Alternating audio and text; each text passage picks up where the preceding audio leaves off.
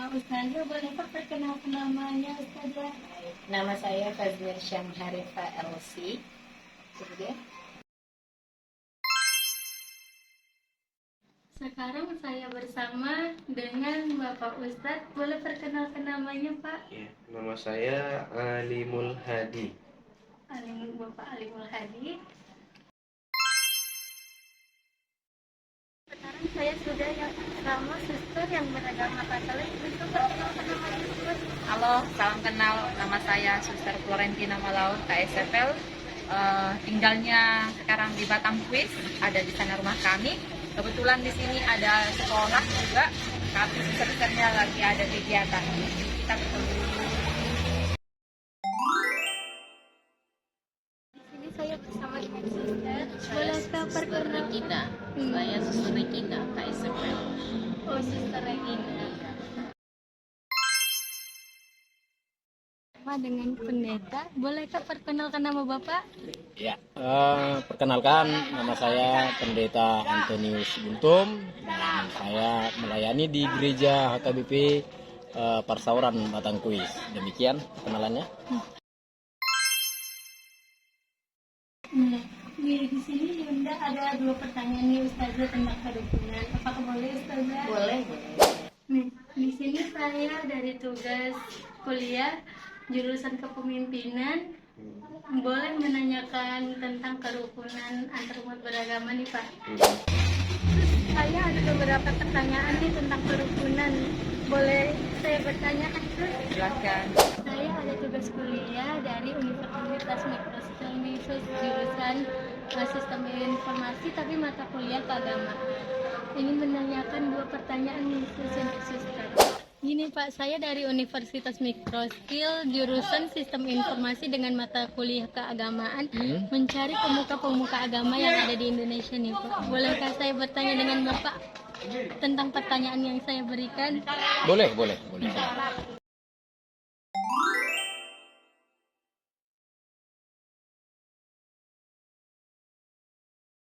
Pertanyaan pertama nih Ustazah.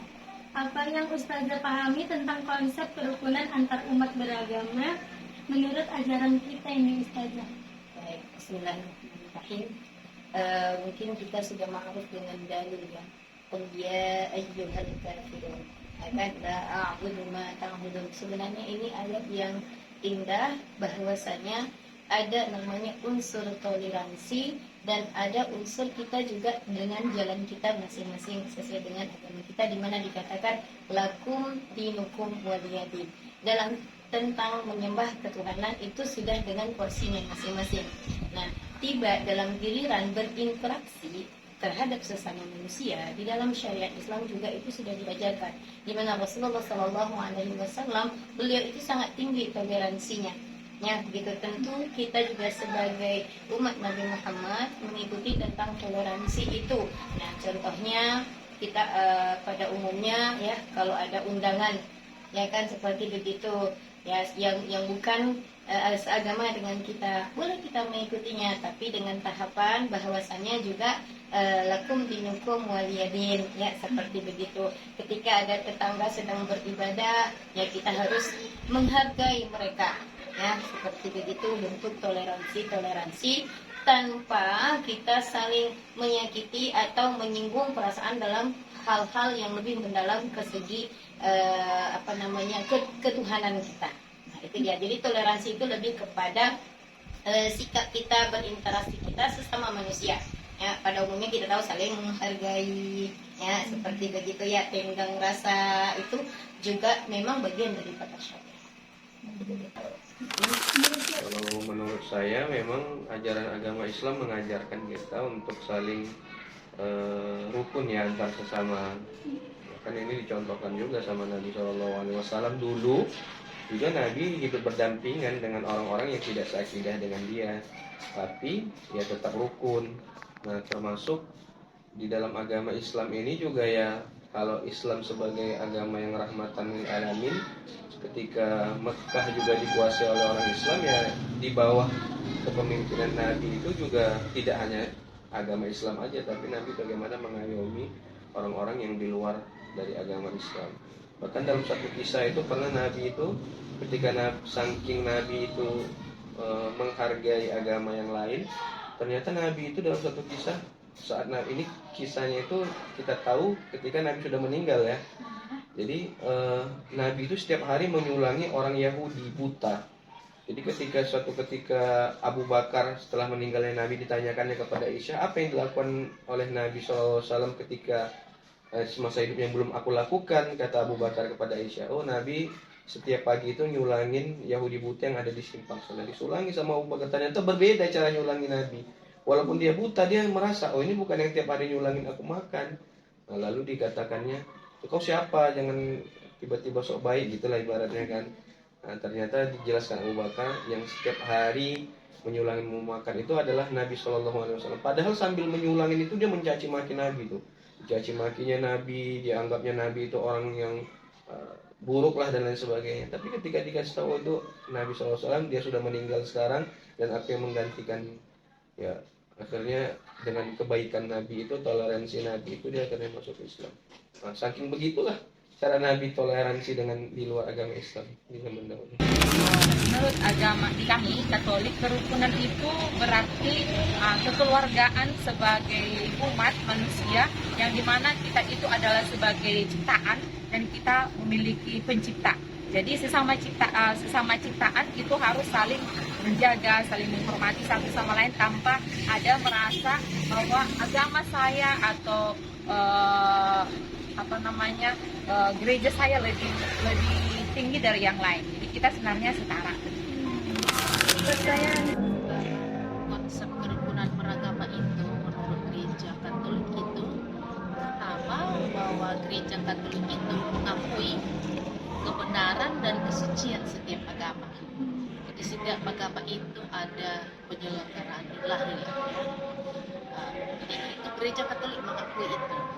Yang kedua itu gereja Katolik itu mengadakan dialog ya, antar umat beragama ya, sehingga kita semakin bisa saling mengenal ya, satu agama yang satu dengan yang lain kita makin saling mengenal.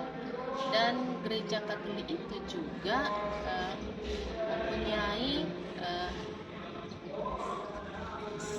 keyakinan bahwa kita ini saudara ya, kita saudara satu dengan yang lain.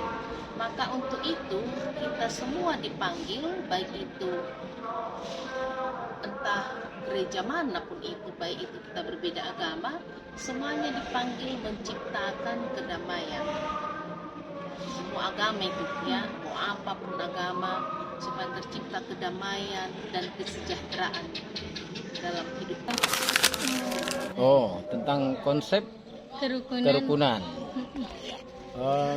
Singkat saja, kalau kita di orang Kristen, konsep yang paling kita anut dan kita hidupi adalah mencintai orang lain, mengasihi orang lain seperti mengasihi diri sendiri.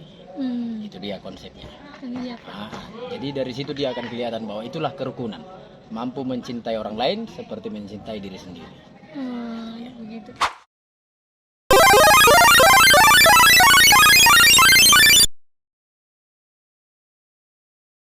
Sangat besar sekali, karena agama manapun pasti akan mengajarkan tentang toleransi. Nah gitu. Kalau dia itu selama itu agamanya yang benar, pasti mengajarkan untuk tidak saling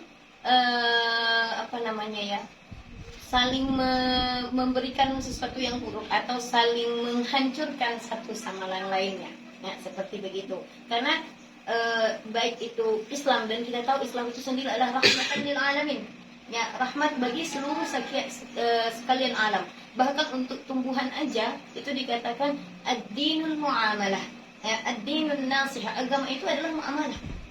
Ya, terhadap tumbuhan saja kita tidak boleh sembarangan memetiknya.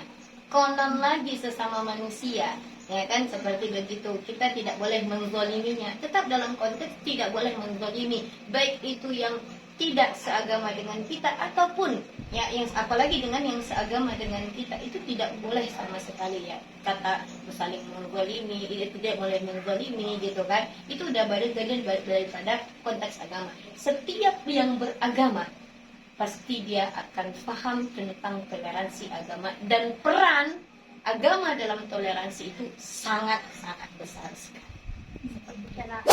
Terima kasih. Ya pasti peran agama itu sangat penting ya, karena kalau orang yang mengatakan dirinya beriman, maka dia pasti akan mengikuti panutannya. Siapa panutan orang yang beriman itu? Ya Nabi SAW.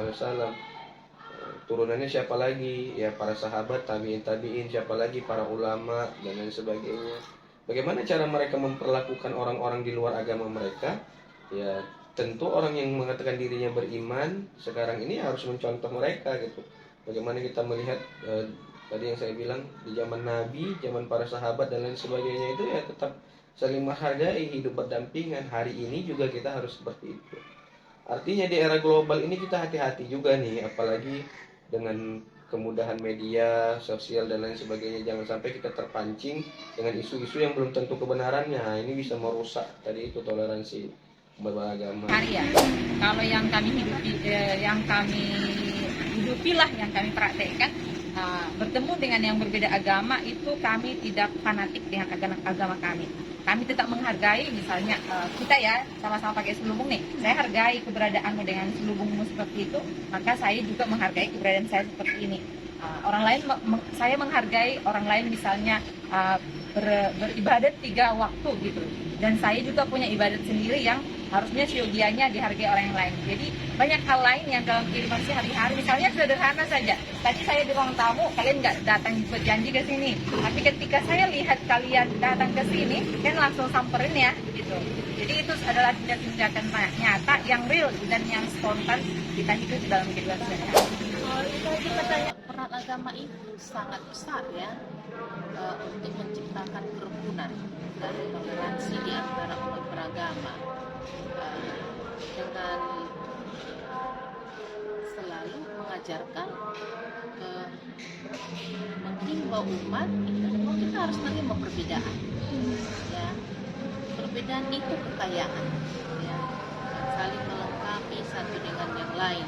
Karena di keluarga juga kita berbeda kan, tapi perbedaan itu bukan membuat kita berbelah ya, tapi saling memperkaya dan menerima perbedaan agar tercipta kerukunan. Coba ulang lagi pertanyaannya. Antar umat beragama di masyarakat gimana? Ya, apa yang dilakukan gereja ya? Iya. Misalnya seperti pastor di gereja itu ya berkhotbah bagaimana umat itu menyadari bahwa kita saling menghargai satu dengan yang lain. Nah, misalnya saudara saya, misalnya tetangga saya beda agama, kita bisa saling bersaudara ya. Seperti kami di sini ada juga murid kami yang muslim ya. Kita tetap bisa bersaudara. Kalau mereka misalnya puasa, kita hargai. Misalnya teman-temannya, ya teman ini sedang puasa, jadi kalau belum makan, itu kan contohnya ya. Kalau mereka Idul Fitri, kita buat di grup, bilang sama temannya, selamat Idul Fitri, anak. Sehingga anak-anak itu bisa terima, oh kami berbeda, untuk saling menghargai, untuk saling menghormati. Ya, tentu ketika berbicara tentang toleransi, hal yang paling atau organisasi atau ya kita katakan organisasi yang berpengaruh adalah agama. Baik itu agama apapun yang ada di Indonesia itu sangat-sangat berpengaruh, dan mereka lah, agama inilah yang harus terdepan untuk mengumandangkan pentingnya kerukunan, pentingnya toleransi. Kalau kita di Kristen tentang toleransi, dan seperti yang tadi juga bahwa selama kita hidup, apapun warna rambut kita, apapun latar belakang kita, kita ini sama-sama ciptaan Tuhan. Kita ini adalah milik Tuhan. Berbeda caranya, tetapi kita memahami kita ini adalah ciptaan Tuhan semua. Jadi tidak ada yang hitam, tidak ada yang putih, kita sama semua di hadapan Tuhan. Maka fungsi dari agama itu sangat penting untuk mewartakan, dikatakan, atau mensosialisasikan pentingnya kerukunan atau toleransi. Jadi itu sangat-sangat penting.